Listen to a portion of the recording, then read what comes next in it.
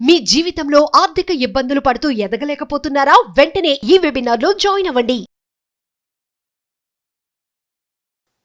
నమస్తే, welcome back to Suman TV. నేను మీ సంజయ్. ఈరోజు మనతో పాటు ఉన్నారు motivational speaker, law of attraction coach and celebrity coach infinity universe Suresh గారు. సార్తో మాట్లాడి కొన్ని విషయాలు తెలుసుకుందాం. నమస్తే సార్. నమస్తే సంజయ్. సార్, అఫర్మేషన్స్ కొంతమంది కామెంట్ చేస్తున్నారు సార్. ఏ విధంగా అంటే, ఈ అఫర్మేషన్స్ అనేవి రాస్తే పవర్ఫుల్గా పనిచేస్తాయా, అసలు చెప్తే పవర్ఫుల్గా పనిచేస్తాయా అని అడుగుతున్నారు. అండ్ అంతేకాకుండా ఏ టైంలో చెప్పాలి, ఎలాంటి అఫర్మేషన్స్ చెప్పాలి, ఎప్పుడెప్పుడు చెప్పాలి, ఎన్నిసార్లు చెప్పాలని అడుగుతున్నారు. దాని గురించి కొంచెం డీటెయిల్గా చెప్తారా సార్ మన వాళ్ళు? షూర్. ఇప్పుడు అఫర్మేషన్స్ చదువుకున్న వాళ్ళు రాయగలుగుతారు, మరి రైతులు ఉంటారు, అవును సార్, ఇంట్లో ఉండేవాళ్ళు ఉంటారు, చదువు లేని వాళ్ళు ఉంటారు. వాళ్ళు ఏం చేయాలి? అంతే కదా మీ డౌట్? అవును సార్. ఇది రాయగలిగిన వాళ్ళు అఫర్మేషన్స్ రాస్తాం. మన గత వీడియోలో 355 టెక్నిక్ మాట్లాడుకున్నాం. అవును సార్. లేదు వాళ్ళ కోసం పర్సనల్గా ఏమైనా రాసుకోవాలి, అసలు లైఫే మారిపోవటానికి ఒక స్టోరీ రాసుకోవచ్చు. ఎగ్జాక్ట్లీ. ఏదైనా పాజిటివ్గా ఎట్లా రాసుకోవాలి, ఓకేనా? ఒకరికి ఒక అనారోగ్యం ఉంది, ఫర్ ఎగ్జాంపుల్ ఏదో ఒక అనారోగ్యం ఉంది అనుకుంది. ఓకే. అది తగ్గడానికి ఎలా రాసుకోవాలి? కొంతమంది వెన్నుపూస నొప్పితో బాధపడుతుంటారు, ఇంకా హార్ట్ ప్రాబ్లం ఉంటుంది, ఏదైనా ఒక ప్రాబ్లంకి ఎలా రాసుకోవచ్చు. అవును సార్. అయితే ప్రజెంట్ టెన్స్లో రాయాలి. ప్రజెంట్ టెన్స్లో రాయాలి. అఫర్మేషన్ అంటే ఏంటి? దాన్ని మనం విశ్వంలోకి పంపిస్తున్నాం. రాసుకోగలిగిన ఫస్ట్ చెప్తున్నాం. చదువుకున్న వాళ్ళు, రాయగలిగిన వాళ్ళు ఒక నోట్ బుక్ పెట్టుకుని ఈ రోజు డేట్ వేసి అఫర్మేషన్స్ అని హెడ్డింగ్ పెట్టి దానికి అండర్లైన్ చేసి నెక్స్ట్ లైన్లో 1 అని వేసుకుని ఒక అఫర్మేషన్ రాసుకోవాలి. అవును సార్. పాజిటివ్గా ఎలా రాసుకోవాలి? నేను సంపూర్ణ ఆరోగ్యంతో ఉన్నాను. ఎక్కువ సార్లు పదే పదే ఇదే పలకాలి. ఓకే. ఒకవేళ మీరు బాగోపోయినా సరే, ఆ వ్యక్తికి ఒంట్లో బాగోపోయినా సరే, దాన్ని ఎక్కువ సార్లు మాట్లాడకూడదు. బాగున్నాను, సంపూర్ణ అంటే ఏంటి? అన్ని కవర్ అయిపోతాయి ఇంకా బాడీలో. సంపూర్ణం అంటే ఏంటి? ఆ శరీరానికి సంపూర్ణత్వం వచ్చింది. ఇంకా ఈ కాలు నొప్పి, ఒంటి నొప్పి, జ్వరము, లేకపోతే క్యాన్సర్, గుండె జబ్బు ఇంకా సంబంధించలేదు, వివరించాల్సిన అవసరం లేదు. సంపూర్ణ ఆరోగ్యం అంటే కంప్లీట్గా హెల్దీగా. దాన్ని ఫీల్ అవుతూ రాసుకోవాలి. నార్మల్గా సంపూర్ణ ఆరోగ్యం అని లోపల ఫీల్ లేదనుకోండి, ఆ స్థితిని చూడకుండా రాసామనుకోండి, పనిచేయదు. అలాగే చదువుకోలేని వాళ్ళు, చదువు లేని వాళ్ళు ఎలా చెప్పాలి?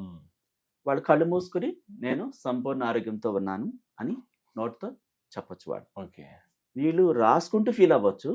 చదువు లేని వాళ్ళు, రాయటం రాని వాళ్ళు, ఒకవేళ ఒంటరిగా ఉంటే టెర్రస్ పైకి వెళ్తే, లేదా పొలం దగ్గర ఉన్నా, ఇంకెక్కడన్నా ఎవరో లేరు అనుకోండి, చేతులు పైకెత్తి చెప్పొచ్చు విశ్వానికి, ఓకే, నేను సంపూర్ణ ఆరోగ్యంతో ఉన్నాను, థ్యాంక్ యూ యూనివర్స్ అని చెప్పొచ్చు. ఫీల్ రావాలి, ఓకే, వైబ్రేషన్స్ రావాలి. ఎందుకంటే మనలో కోట్ల కణాలు ఉన్నాయి, ఎనర్జీ లెవెల్స్ బయటకు రావాలి, 5 సెన్స్ ఫీల్ అవ్వాలి. ఆత్మానందం, అనుభూతులు, ఫీలింగ్స్, యాక్షన్స్, వాయిస్. అంటే ఒక వ్యక్తిని బాగున్నావని అనేక రకాలుగా పిలుస్తారు. ఆ వ్యక్తి యాటిట్యూడ్ని బట్టి ప్రేమగా అడుగుతారు, ఇంకొకళ్ళు ర్యాష్గా అడుగుతారు, కర్కశంగా అడుగుతారు. ఆ మాత్రం అడగపోతేనే అంటారు, అటేపాడు కోపం వస్తుంది. అంటే ఇందులోనే ఇన్ని రకాల పిలుపులు ఉన్నాయి, అడగటాలు.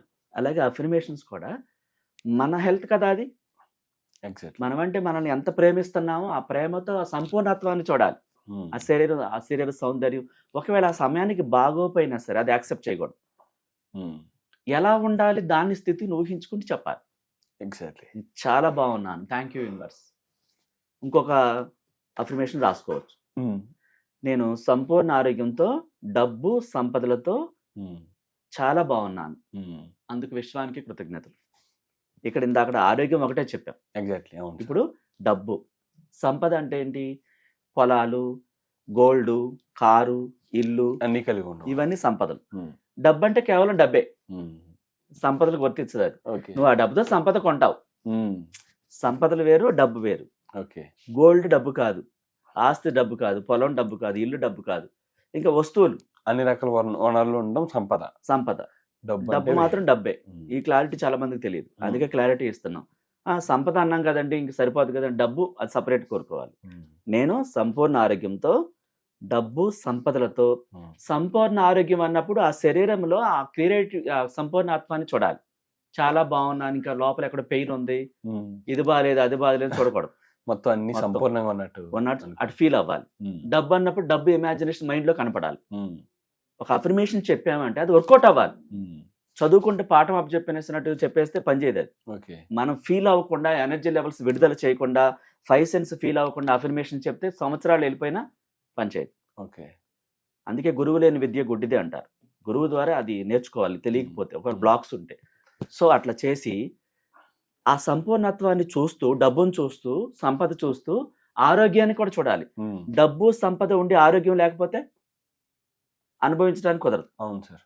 మనం డబ్బును కావాలి, సంపూర్ణ ఆరోగ్యం చూడాలి, ఆ యవ్వనం చూడాలి, అవన్నీ కలిగి ఉన్నట్టుగా చేతుల పైకెత్తి విశ్వంలోకి చెప్పాలి. Okay sir. ఇప్పుడు నార్మల్గా ఒక డబ్బును కోరుకుంటాను అనుకుందాం.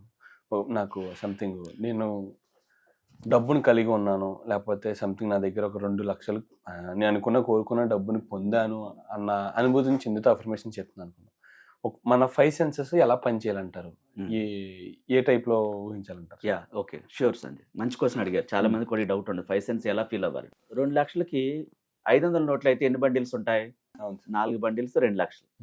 ఆ 4 బండిల్స్ మీ మైండ్ లో కనిపించి మీ చేతితో పట్టుకున్న స్పర్శ రావాలి. ఓకే, ఒకటి స్పర్శ రావాలి, ఒకటి కనిపించాలి. మీ కళ్ళతో ఆ డబ్బు చూడాలి. ఓకే, ఇమాజినేషన్ లో. ఓకే, నిజంగా 4 బండిల్స్ పట్టుకుంటే ఆ చేత్తో ఆ ఫీల్ రావాలి. డబ్బు పేపర్ స్మెల్, లెక్క పెడుతున్న స్మెల్ రావాలి. ఎగ్జాక్ట్లీ.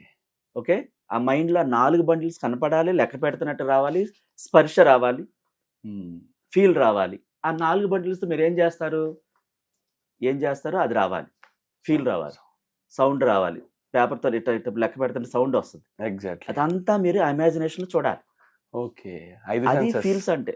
అది లెక్క పెడుతున్నట్టు కనిపించాలి, వినిపించాలి, లెక్క పట్టుకున్నట్టు కనిపించాలి. 5 లక్షల నోట్లు కట్లు 4 కట్లు చూడాలి. ఎగ్జాక్ట్లీ, మైండ్ తో చూడాలి.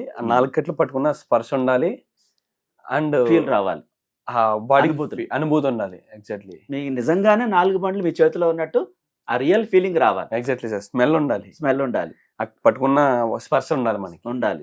4 కట్ల కంటికి కనిపించాలి, లెక్క పెడుతున్నట్టు నోటుకు వినిపించాలి, అది ఆ లెక్క పెడుతున్న సౌండ్ చెవులకు వినిపించాలి.